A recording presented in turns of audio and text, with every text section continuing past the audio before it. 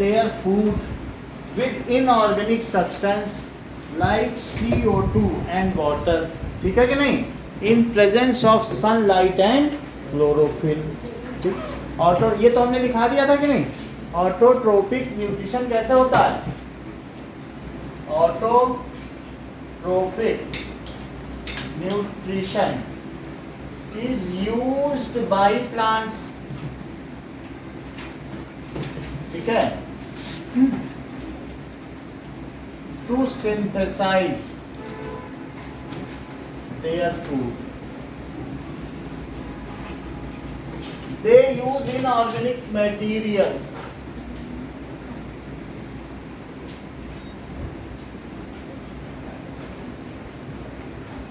like CO2 and water in presence of sunlight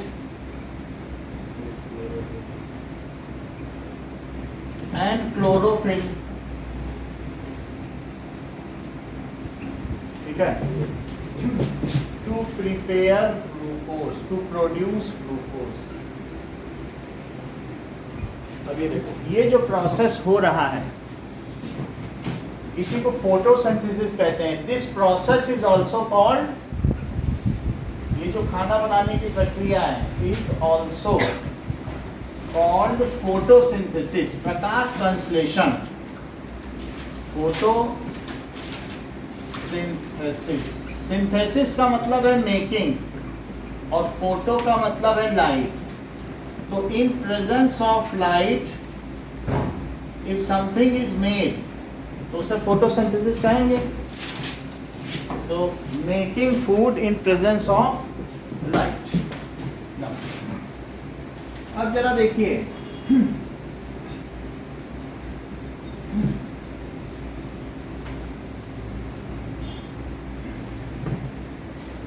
तो वो लोग ग्लूकोज बनाते हैं and they prepare glucose. Glucose is the immediate source of energy and they preserve it aman in the form of starch. So ये तो immediate source है लेकिन उनको सारे की जरूरत नहीं है. They make 10 times more glucose than whatever is needed.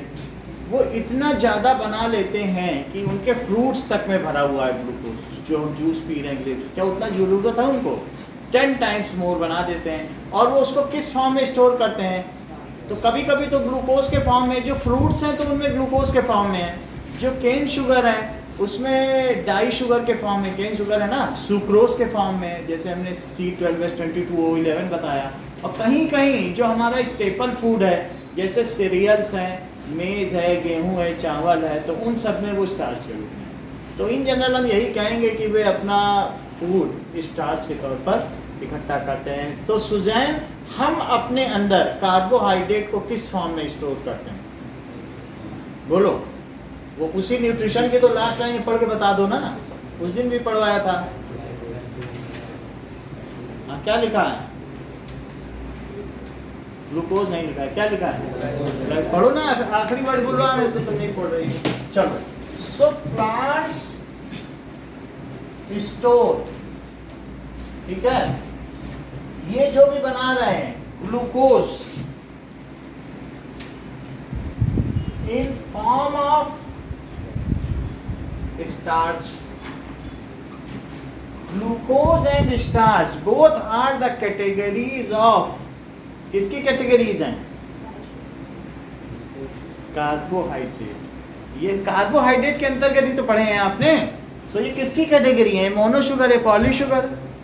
So book लिख रहे, इसीलिए तो बुलवान है. जो बुक में लिखा वो तो पढ़ो. देखो लिखा है उसके नीचे से 5वीं line. So this is mono sugar. और ये कैसा है? दैट इज पॉली शुगर, जिसे C6H10O5 है. यही बताया था कि नहीं? वाटर का मॉलिक्यूल निकल जाता है. और इसमें क्या बताया था? हर एक में से देखो एक H2O निकला हुआ है. और हजारों ऐसे मॉलिक्यूल मिल जाएं तो स्टार्च बनेगा. और ये क्या है? C6H12O6. These are the categories of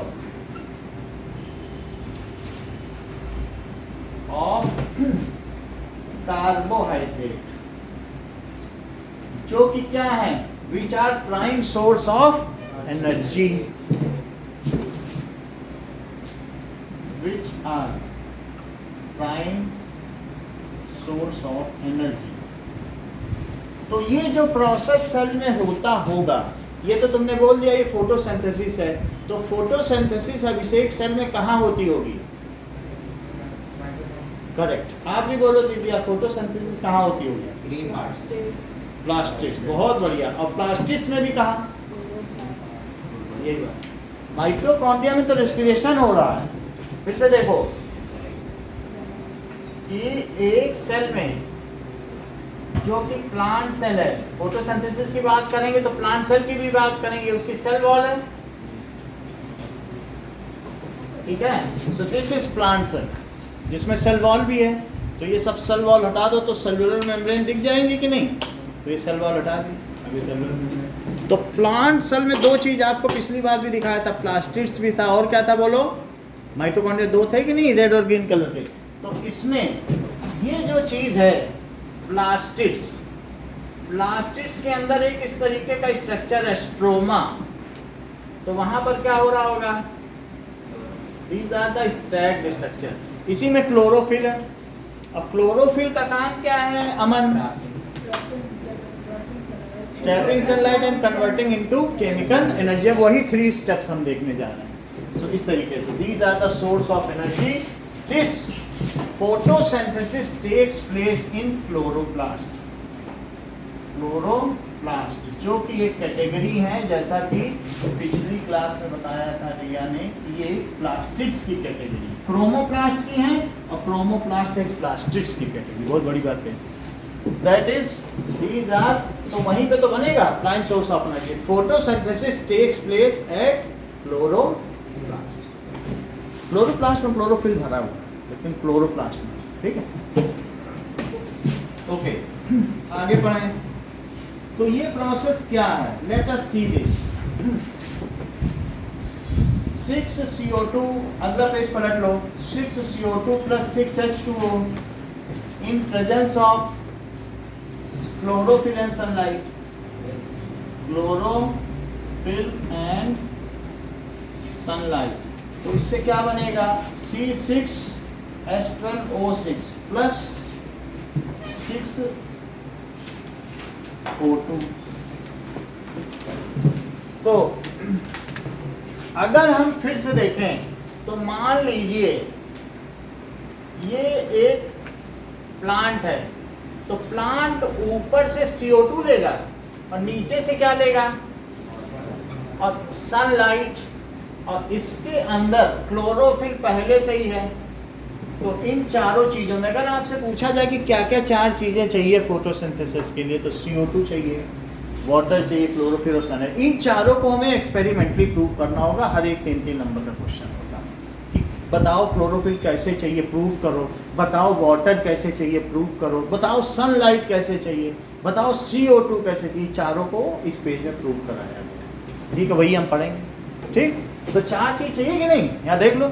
और जो भी ये बनाता है वो हमारे लिए उपयोगी है, क्योंकि ऑक्सीजन भी जरूरी है और ये तो फूड का सोर्स ही है ना। This photosynthesis takes place in 3 steps. तो क्या क्या स्टेप्स है वो हम देखें। So this process takes place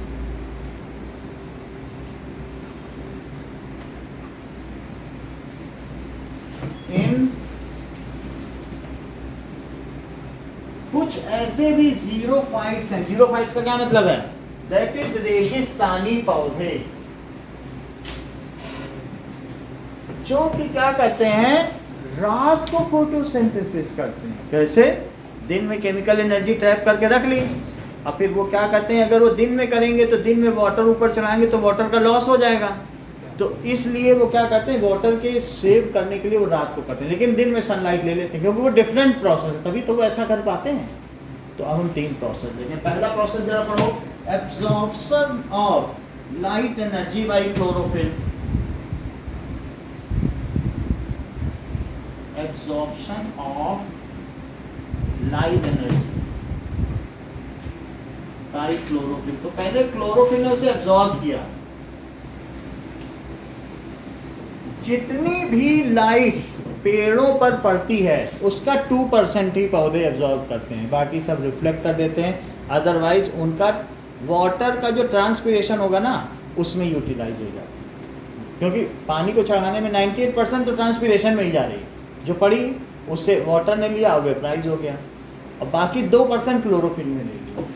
तो क्या क्या गया बताओ, एब्जॉर्प्शन ऑफ लाइट एनर्जी। भाई इसके अंदर क्लोरोफिल है, क्लोरोफिल ने ले लिया। क्लोरोप्लास्ट के अंदर गरिमा क्या है, क्लोरोप्लास्ट के अंदर ही तो ये सब ग्रीन कलर का क्लोरोफिल है।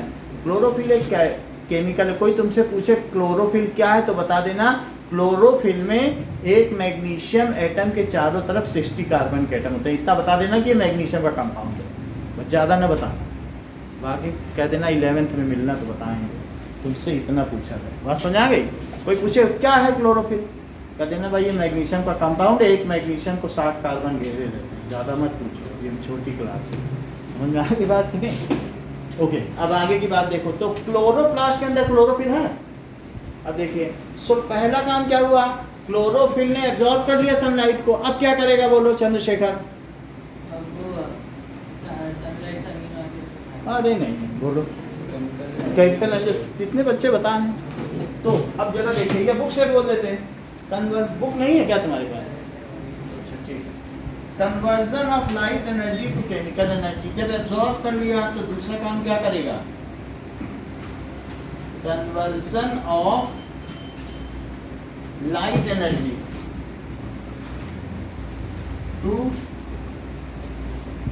Chemical energy. लाइट एनर्जी को केमिकल एनर्जी में बदल दिया। और फिर इसके बाद देखो, अब इस केमिकल एनर्जी को क्या करेगा, सन एनर्जी से। अगर सन से टूटना होता, अगर सन से टूटना होता तो सारा समुद्र का पानी टूट के H2 और O2 में बदल चुका होता, आज तो पानी ही ना होता। कहीं होता, कहीं सूर्य की तो रोशनी पड़ रही है, समुद्र क्यों नहीं है H2 O2 में टूट जाता है, वो तो इवेपरेट होता है, और वो भी वाटर की वेपर है। लेकिन इस केमिकल एनर्जी ने क्या कमाल किया, जरा देखो तो, इसने वाटर को ही तोड़ दिया। तो वाटर को किसमें तोड़ा बताओ, that is H2 plus O2 में। क्या तुम्हें ये बात मालूम है दिव्या कि वास्तव में इस इक्वेशन में 12H2 की जरूरत पड़ती है, तो तुम ही लिखती हो ना हर इक्वेशन में, तो ये आप पर्टिकुलर इसीलिए बोल रहा हूँ। So 12H2 molecules are broken down, किसमें तोड़े जाते हैं बताओ, तो 12H2 में। और मैं O2 कितने बताओ जरा, काउंट करके बताओ, आप बताइए, हम क्या बताएं, 6 लिख देना, तो दैट इज 6 O2। तो ये चीज किसकी प्रेजेंस में हुई, तो यहाँ लिखो chemical energy, that is chemical energy. ये केमिकल एनर्जी कुछ एक तरीके की इलेक्ट्रोलिसिस ही है जो प्लांट के अंदर हो रही है। या हमने वो प्रोसेस दिखाया हुआ कैसे स्ट्रोमा में चल रहे हैं, आपको दिखाया नहीं कि वॉइस इनसाइड द सन, नहीं दिखा, देख लो इसको, तुरंत ही देखी जा सकती। नाउ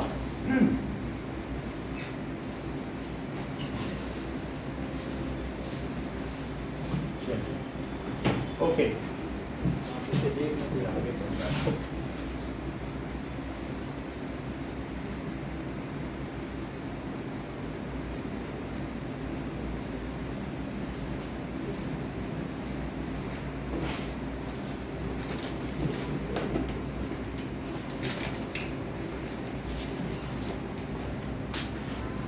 अब आगे का प्रोसेस क्या होगा, चूंकि जरा थर्ड प्रोसेस देखो, इनटू केमिकल एनर्जी। अरविंद आगे का सेंटेंस बोलो,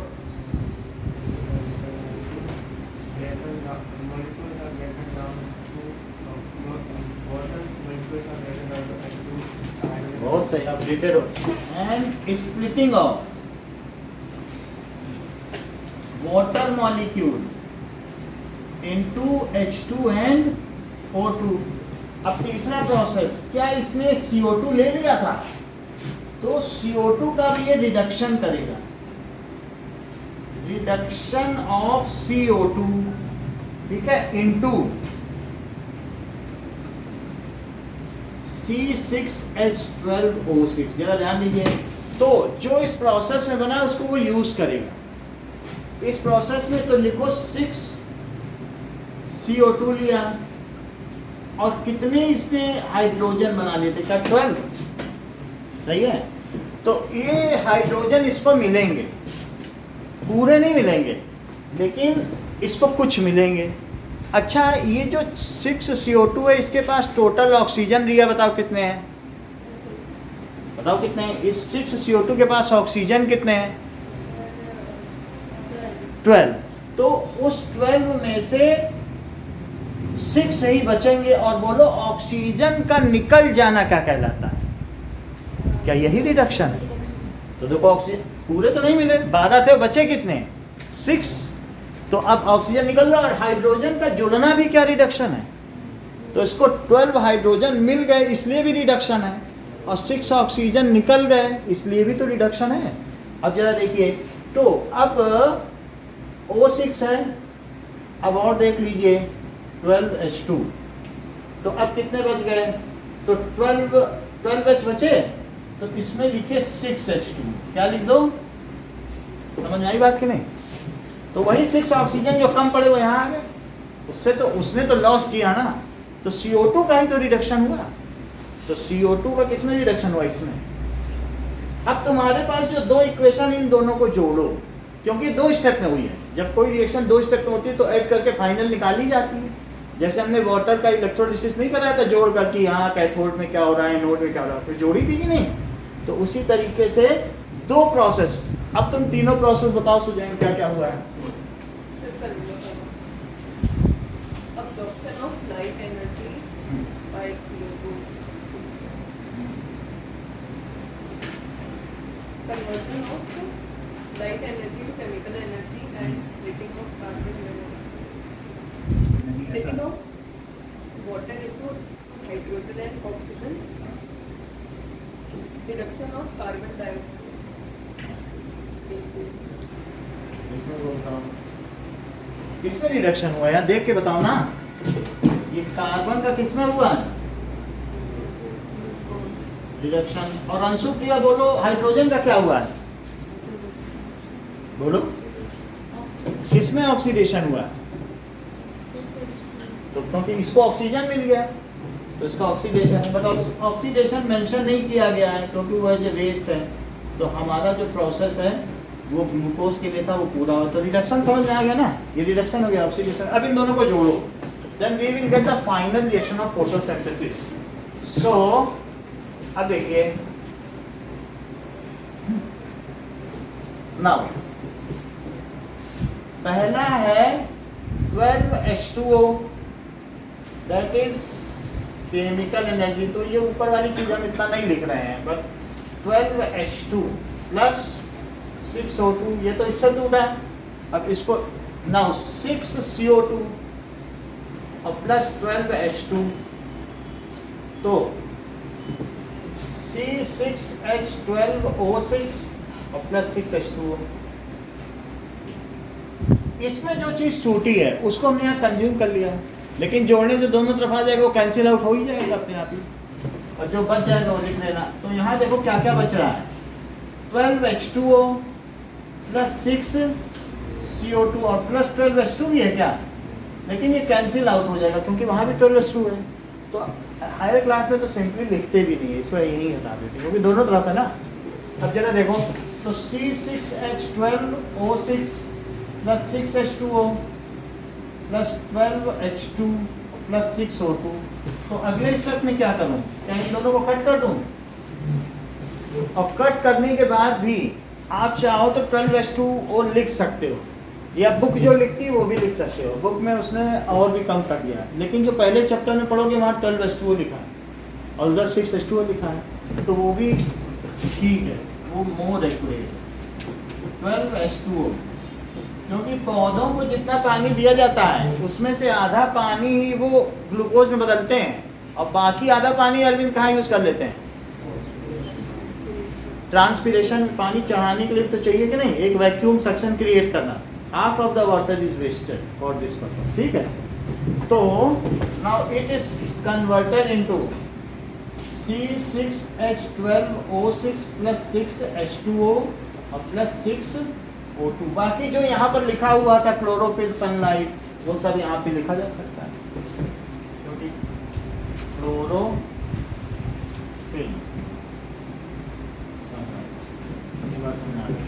नाउ अब जरा देखिए, डिफाइन फोटोसिंथेसिस।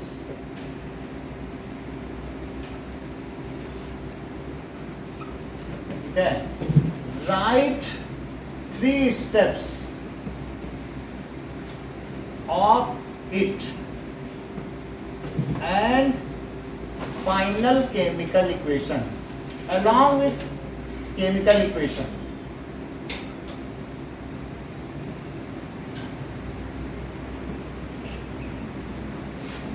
तो ये 3 इक्वेशन लिखनी है। ये नहीं लिखोगे चलेगा, ये लिखोगे फिर यही तो बात में आ जाएगी। इसकी लिख दो और जोड़ के ये लिख दो। चलो तो जोड़ना तो पड़ेगा ना, फिर तभी तो आएगा आगे। तो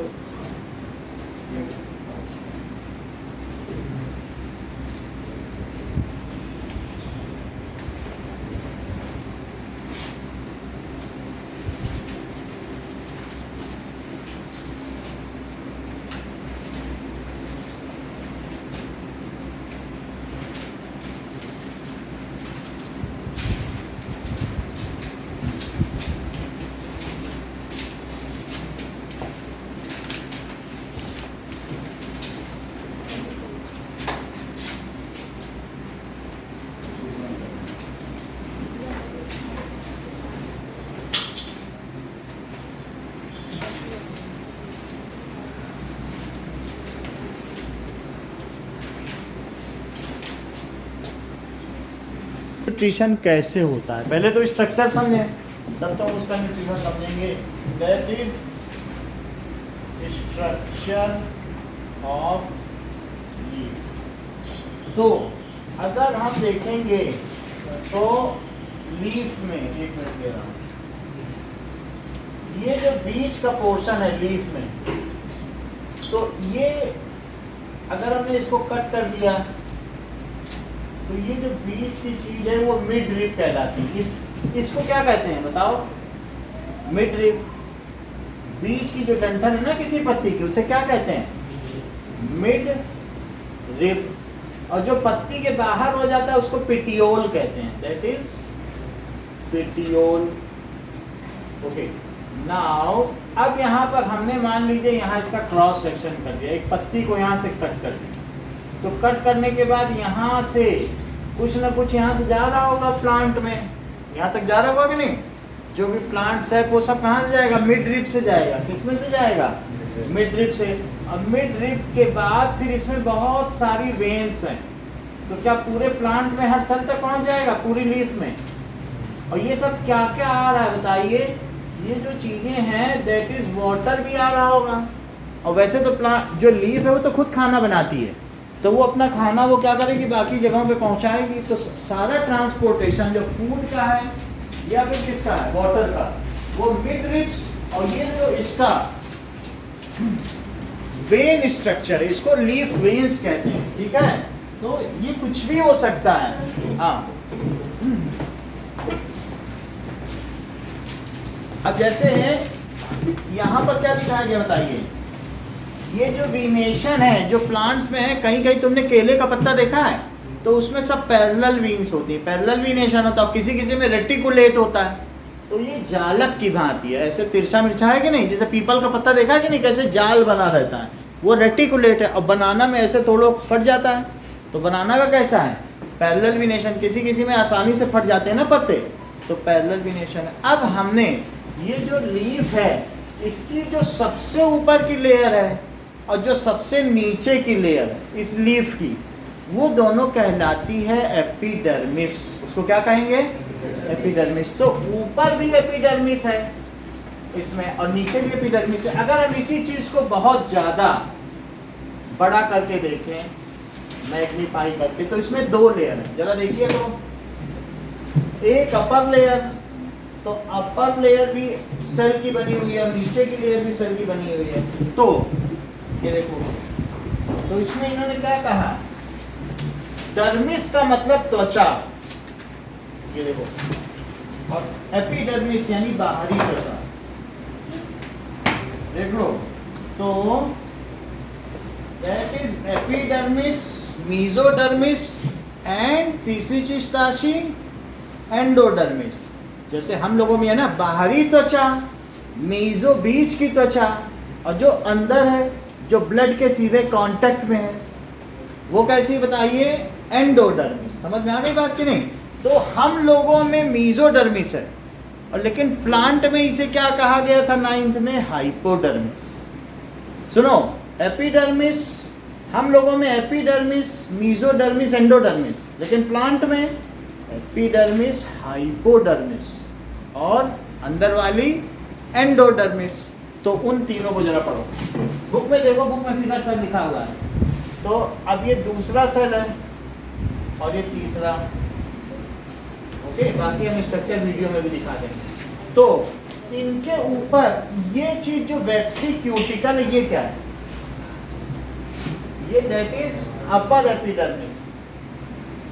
एपी का मतलब आउटर और डर्मिस का क्या मतलब है? त्वचा। एपी यानी आउटर और डर्मिस स्किन।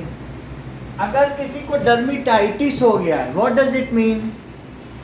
Skin inflation. कह दो अरे उसको डर्मिटाइटिस हो गया है, जल्दी उसको बर्नोल लगाओ, जलने पर बर्नोल लगाओ। ऐसा होता है कि नहीं होता? तो डर्मिटाइटिस, डर्मिस का मतलब समझ आ गया? एपी यानी आउटर स्किन। अब जरा देखो, इसके ऊपर ये मयंक वैक्सीक्यूटिकल क्यों है? वैक्सीक्यूटिकल क्यों है बताइए?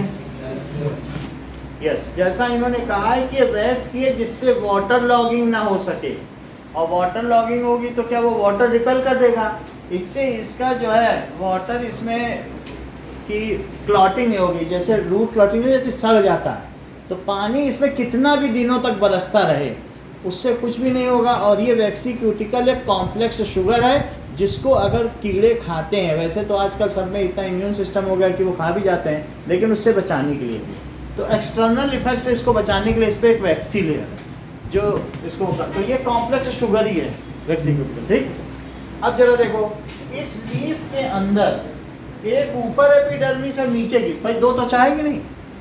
तो नीचे की देखो, तो नीचे की इस तरीके से, और नीचे में और एक चीज यहाँ पर दिखाई गई है, तो this is the lower skin. जो भी ये सेल्स हैं, these all are live cells with larger vacuoles and smaller nucleus। और ये वो लोग क्या है, यहाँ क्या होगा, साइटोप्लाज्म। ये वैक्यूल बहुत बड़ा वैक्यूल, तो ये बीच में क्या बनाया गया, देखो बुक में देखो, लार्जर वैक्यूल्स और ये न्यूक्लियस, और यहाँ क्या है बताइए, साइटोप्लाज्म। ये वैक्यूल है, वैक्यूल एक खाली जगह होती है, ठीक है, और न्यूक्लियस। अब देखो, हाँ ऐसा नीचे भी होगा, नीचे भी वैक्सीक्यूटिकल होगा, लेकिन नीचे का वैक्सीक्यूटिकल ज़्यादा होगा कि कम? कम, क्योंकि नीचे पानी गिरता नहीं। तुमने पत्तियां देखी होंगी ना, ऊपर क्या ज़्यादा चमकती हैं और नीचे कम चमकती हैं, ये तो देखा ही होगा ना तुमने। तो इसलिए नीचे के केस में आप देखिए वैक्सीक्यूटिकल लिखा नहीं है, तो इसकी कोई ज़रूरत भी नहीं होती, पानी सीधा गिरता ही नहीं है, ऊपर लिखा हुआ है कि नहीं? तो ये देखो, दिस इज, यहाँ न्यूक्लियस बना लीजिए, ओके।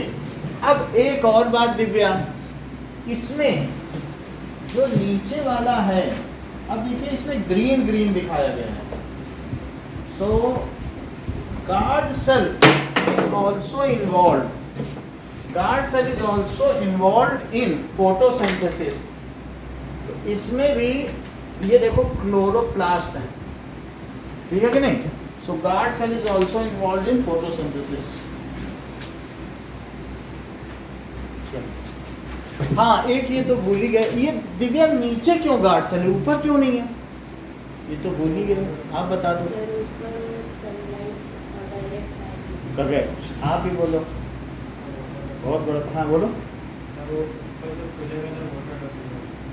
ये बहुत अच्छा, इन्होंने क्लियर कर, बोले सर ऊपर डस्ट पड़ेगा तो सब बंद नहीं हो जाएंगे स्टोमेटा। देखो इंटेलिजेंट आंसर, यही रीजन है, रीजन ऑफ सर्वाइवल, योग्यतम की उत्तरजीविता का सिद्धांत, डार्विनवाद, कि ऊपर क्यों नहीं होती स्टोमेटा, और नीचे ही नीचे क्यों होती है? If there are millions of stomata down side, then on upper side there are few only. ऊपर होते ही नहीं, सिंपली फ्लैटली भी बोल दोगे तुम्हारा आंसर सही है, और इन्हीं का चलेगा। समझ में आ गई बात कि नहीं? सो अब लिखो इस बात को कि on lower surface, lower surface उसका तो कभी भी, अब कह दो कि ये जो हमारी नाक है ये ऊपर की ओर क्यों नहीं खुल रही, फिर सारा डस्ट उसी में गिरे तो सांस ले पाओगे? नीचे क्यों खुल रही बताओ? वही पौधों में भी है। सही बात है। अब आगे की बात करें कि यहां से जब तुमने लीफ के अंदर की वॉइस शुरू की तो तुमने देखा था यहाँ लूजली पैक्ड सेल है। अगर यहाँ डेंसली पैक्ड होते, लीफ के वॉइस में देखा था नहीं, स्टोमेटा में कहते कैसे खुले खुले दूर दूर थे कि नहीं सब थे, तो यहाँ पर भी कैसा होगा बोलो? These are mesophylls. जो लीफ ऐसे दब जाती है ना, पैडी पैडी होती है, तो वो मीजोफिल की वजह से ही दबती है। Okay, so it is due to these loosely packed, इसमें वैक्यूल्स हैं और साथ में क्लोरोफिल की बहुत अधिक मात्रा है। जरा देखिए, एक दो ही नहीं है, कितने क्लोरोफिल हैं? देखो क्लोरोप्लास्ट, कितने सारे क्लोरोप्लास्ट हैं? बहुत सारे हैं क्या? अच्छा, क्लोरोप्लास्ट के साथ एक न्यूक्लियस भी है क्या? बुक में ऐसा नहीं है, लेकिन जब वीडियो देखेंगे तो ज़्यादा क्लियर हो जाएगा। किसी किसी में न्यूक्लियस दिखाया गया है और किसी किसी में नहीं दिखाया गया, बट सभी चीज़ें हों। तो ये मीजोफिल है। अब इनका नेमिंग करें, ये अपर एपिडर्मिस है तो इसे क्या कहें बोलो? Lower epidermis. एपिडर्मिस। फिर उसके ऊपर क्या लिखा है बताओ? ये गार्ड सेल है। जब हम इसके नीचे वाली लेयर देखेंगे तो इस पत्ती का जो निचला हिस्सा है, मतलब सरफेस में, तो तुम्हें वो नीचे से देखने पे कुछ कुछ ऐसे दिखेगी। ये देखो, ये गार्ड सेल होंगी नीचे में, which are bean like structure. ठीक है, और स्टोमेटा, इसके बीच की ओपनिंग क्या है? जैसे हमारी आंखों के बीच की ओपनिंग को प्यूपिल कहते हैं, उसी तरीके से इसके बीच की, इसको क्या कहेंगे? दैट इज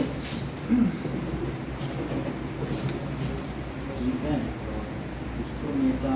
इस बीच में क्या है? स्टोमेटल पोरी है, स्टोमेटा ही होगी। स्टोमेटा, ओके, स्टोमेटा या स्टोमेटल पोर है। मुझे लगता है जो स्टोमा है वो सिंगुलर है और स्टोमेटा इसका प्लूरल, अभी कंफर्म कर देंगे। अब जरा देखो, इसके जो दोनों तरफ गार्ड सेल हैं, क्या उनमें भी क्लोरोफिल भरा हुआ है?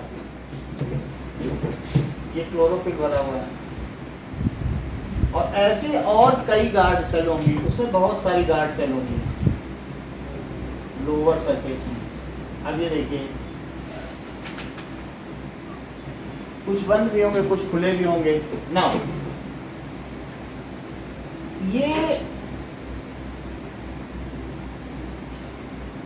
इनका मोजाइक स्ट्रक्चर है और ये टाइटली पैक्ड है, जिनके बीच से पानी नहीं जा सकता है।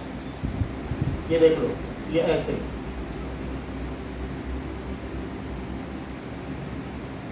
ऐसा। तो ये एक वन लेयर्ड है। जो मैंने कहा अपर एपिडर्मिस ना, वो वन लेयर्ड है, और ये जो भी हैं इनके बीच में यहाँ न्यूक्लियस है, यूनी न्यूक्लिएटेड मोजाइक स्ट्रक्चर। इसमें सब में क्या है? सब में हर एक, ये एक सेल है, सेल के बीच में गार्ड सेल है, लेकिन ये जो एपिडर्मिस है, itself is made of cell which are compactly packed in a mosaic structure and impermeable to water. इनके थ्रू वाटर नहीं जा सकता। जो भी एक्सचेंजेस होंगे वो कहाँ से होंगे बोलो? That is through stomata. तो स्टोमेटा से होंगे। ऐसा ये नीचे का स्ट्रक्चर है जो मैं दिखा रहा हूँ, ऊपर वाला नहीं है। ऊपर वाला जब दिखाओगे तो उसमें स्टोमेटा नहीं दिखाओगे, उसमें सिर्फ एपिडर्मिस दिखाओ। एपिडर्मिस 9th में तुमने पढ़ा हुआ, ऐसा ही स्ट्रक्चर था कि नहीं था? अब जरा देखिए, सो this is epidermis. Okay, now and these are guard cells. Okay, और इन्हें क्या बताया गया? जो बीच में है एयर स्पेस है, यहाँ पर एयर स्पेस है इसके बीच में, और ये मीजोफिल है। These are mesophyll. ओके, इसके अलावा भी जो अपर एपिडर्मिस है उसके नीचे टाइटली पैक्ड सेल्स होंगे, वो उसको मजबूती प्रदान करेंगे। ऊपर का स्ट्रक्चर जो होता है वो थोड़ा सा मैकेनिकल इंजरी को बियर करने के लिए होता है, मैकेनिकल स्ट्रेंथ देता है। So these are tightly packed, नीचे से loosely packed.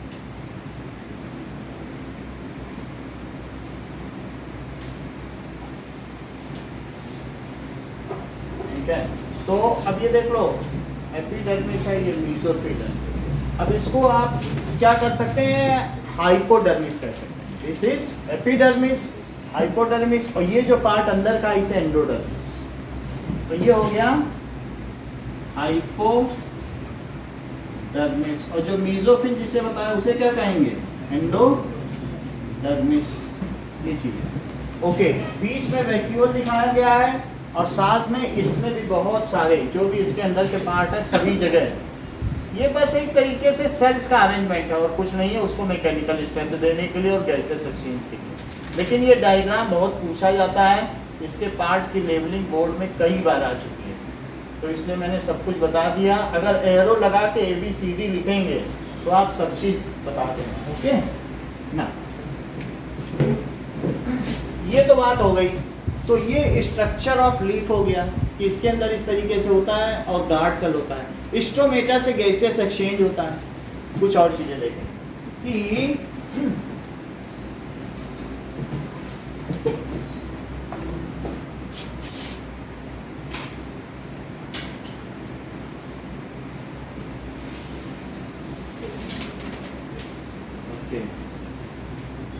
Structure of leaf.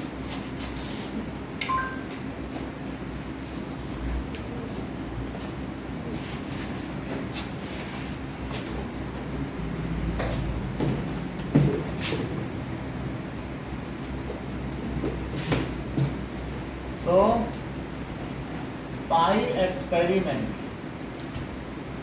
show that chlorophyll is essential for photosynthesis. Okay. Take a variegated leaf. Variegated leaf का क्या मतलब है नमन? वेरीगेटेड लीफ का मतलब है जो थोड़ी पीली हो और कहीं कहीं हरी हो, यानी पूरी हरी ना हो, तो थोड़ा थोड़ा उसमें दाग धब्बे हैं, तो उस तरीके को क्या कहेंगे, वेरीगेटेड लीफ। जैसे कोई मनी प्लांट की लीफ ले लीजिए, तो ऐसी पत्ती ले लीजिए, उसमें कहीं कहीं पर अगर येलो हो गई है तो येलो होने का क्या मतलब है, मान लो यहाँ येलो हो गई है और बाकी जो लीफ है वो ग्रीन है, तो उससे क्या होगा, ये ठीक है। ऐसे हमने वेरीगेटेड लीफ ले लिया कि ऐसा, ये येलो पोर्शन है और ये रेड है, ठीक है। तो इसका मतलब है कि जो येलो पोर्शन है उसके पास क्लोरोफिल नहीं है, और जो ग्रीन पोर्शन है अभी भी वो खाना बना रहा है, ठीक है कि नहीं। अब ऐसा करो कि इस लीफ को ले लो और take the potted plant with variegated leaf, कुछ उसमें ऐसी पत्तियां होना चाहिए। टेक पॉटेड प्लांट, कोई गमला ले लीजिए, विद वेरीगेटेड लीफ, ठीक है,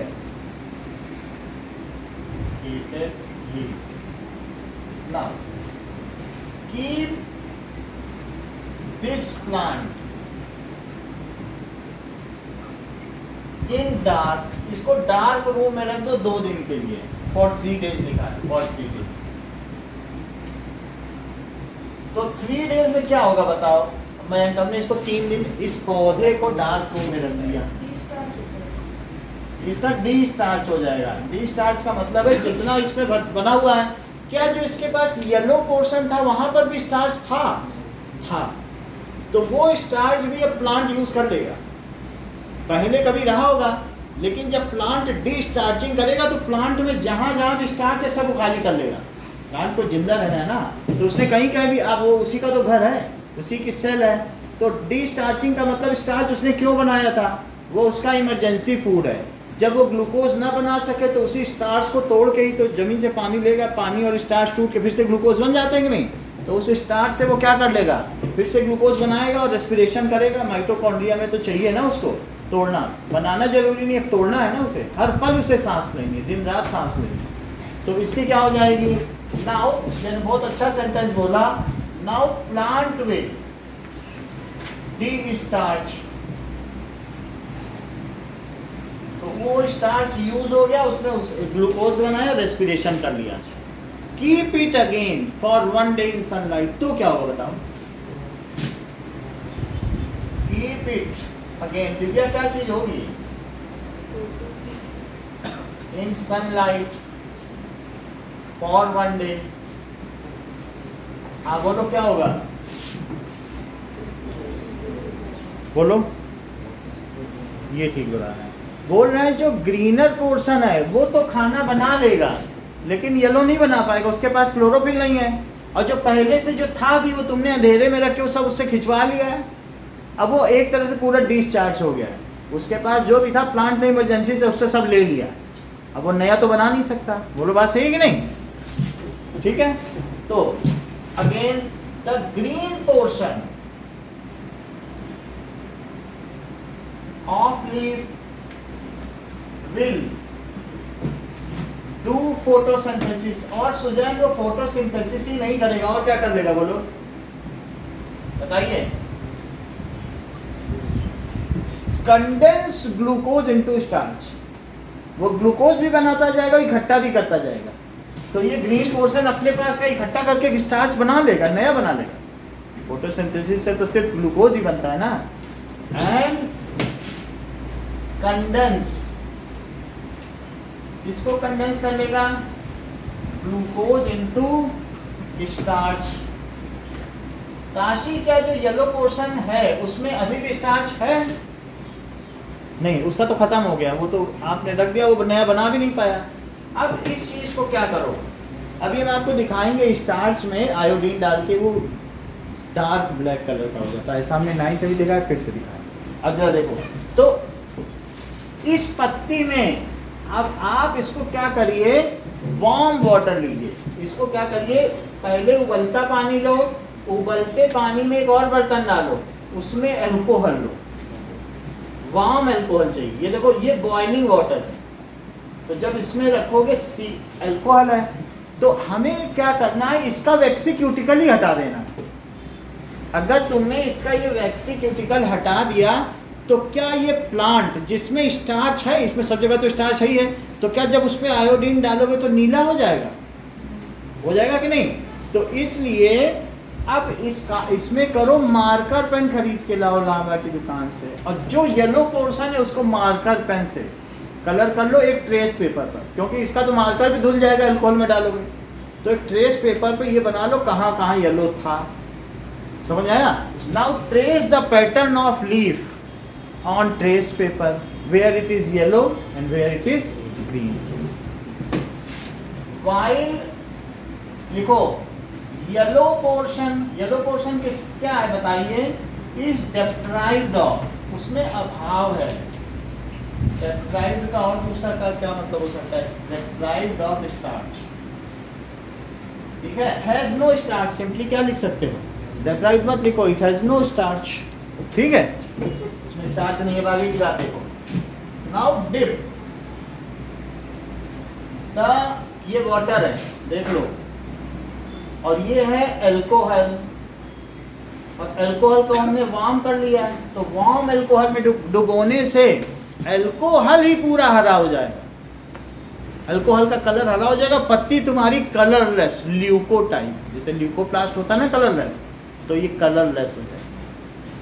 ये क्यों ऐसा हुआ, सिर्फ इसने अपना बहुत सारा क्लोरोफिल और वो सब भी उसी में चला गया होगा, या उसका कलर चला गया होगा, जो भी प्लास्टिक्स हैं वो अल्कोहल में घुल गए, और साथ ही साथ इसका वैक्सीक्यूटिकल भी घुल गया।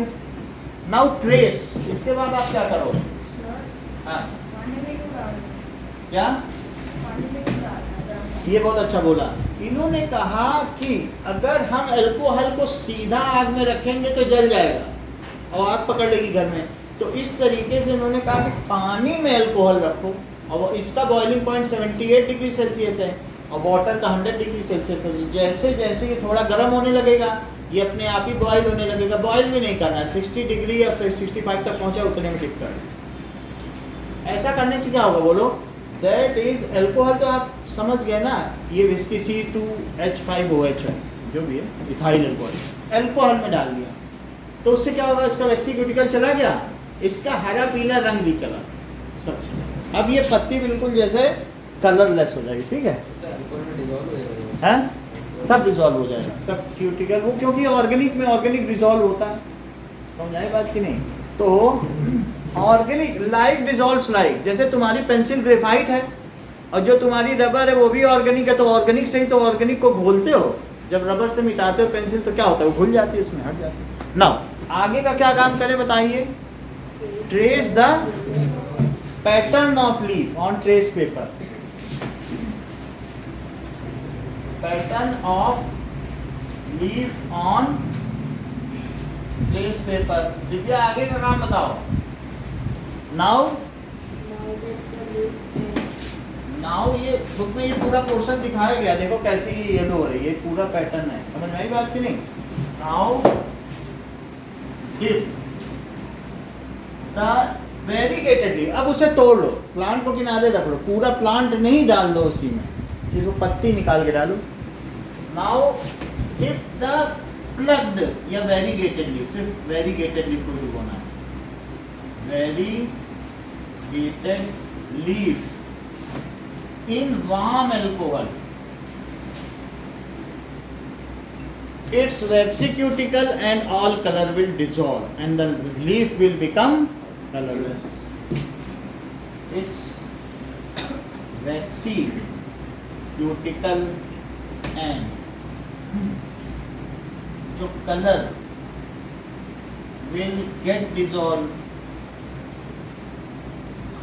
in it.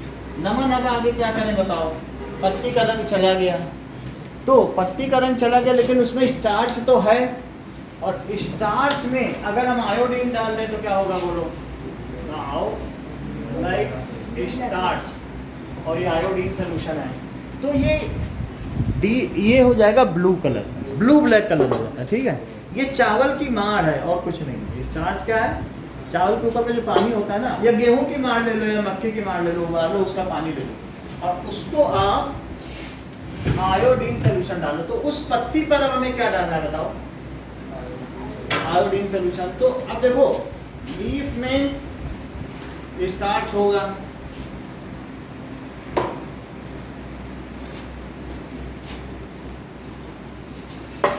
और जब भी स्टार्च में आयोडीन सोल्यूशन डाला जाता है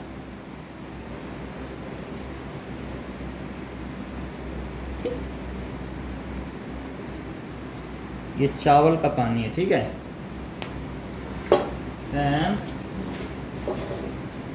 आयोडीन के पर्पल क्रिस्टल होते हैं,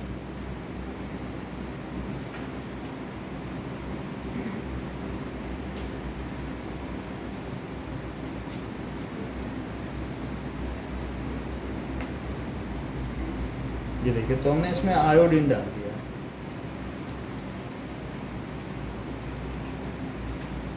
ठीक है। सो थोड़ी देर में इसमें पानी डालेंगे तो और जल्दी होगा, लेकिन आपको लग रहा है कि इसका कलर चेंज हो रहा है, इसका डीप ब्लू होता जा रहा है कि नहीं, जैसे जैसे डिसॉल्व होगा तो आपको लग रहा है ना। तो स्टार्च वाइट था लेकिन इसके लगने से इससे क्या हो रहा है, डीप ब्लू नहीं हो रहा, तो जबकि वो पर्पल था लेकिन इसका कलर अब क्या होता जा रहा है, ये देखो धीरे धीरे कलर चेंज हो रहा है। So when iodine is put, iodine solution इसको देखो काफी हो गया कि नहीं, अभी और भी हो रहा है धीरे धीरे, जैसे चेंज हो रहा है, इसका कलर कैसा चेंज हो रहा है, ब्लू ब्लैक हो रहा है कि नहीं।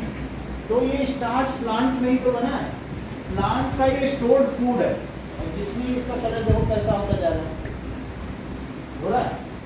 तो अब आगे हम क्या लिखेंगे बताइए, now by dropper put iodine solution on this leaf, जो कि कलरलेस हो चुकी है।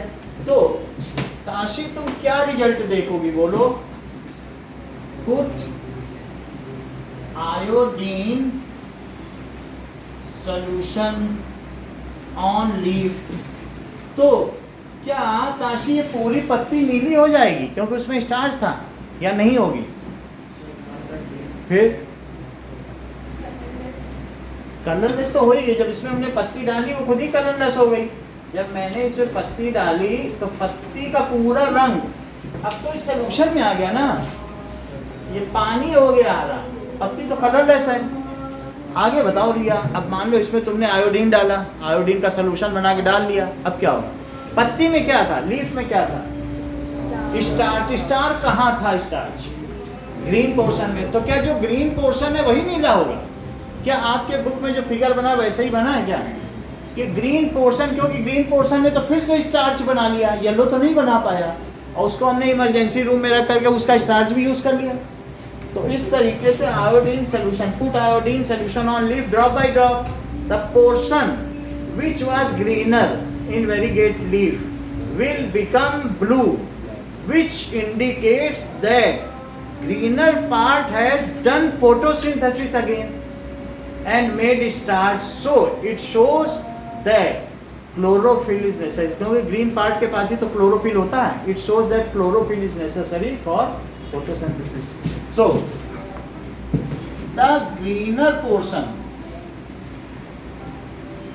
जो ग्रीनर पैटर्न ऑफ लीव है, बुक में दोनों बने हुए हैं फिगर, विल टर्न ब्लू। क्यों ब्लू हो जाएगा? Due to presence of starch. Starch वहां बन गया था, और स्टार्च क्यों बना था? क्योंकि वहां फोटोसिंथेसिस हुई होगी। दिस प्रूव्स दैट, इससे क्या पता चला?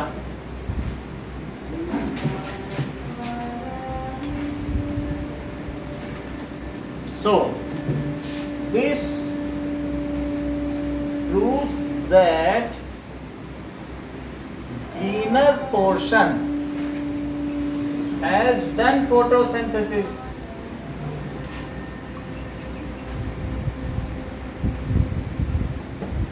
ठीक है, due to presence of chlorophyll.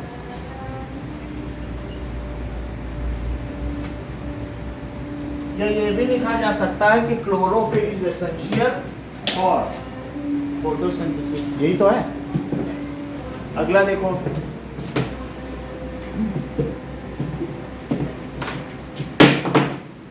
Okay, कभी कभी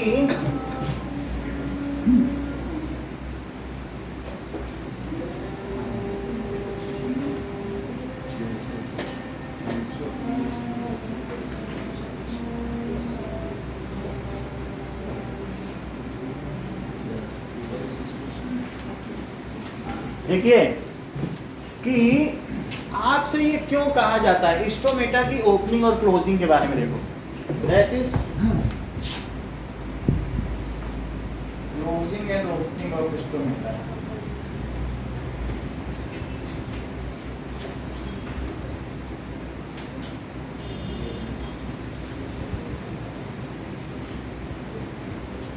देखिए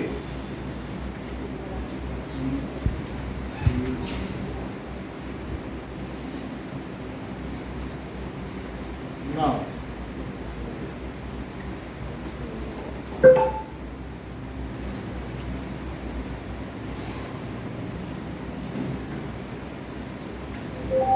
stomatal closure in leaf cell। देखो कि लेकिन ये वाला फैन तो बिजली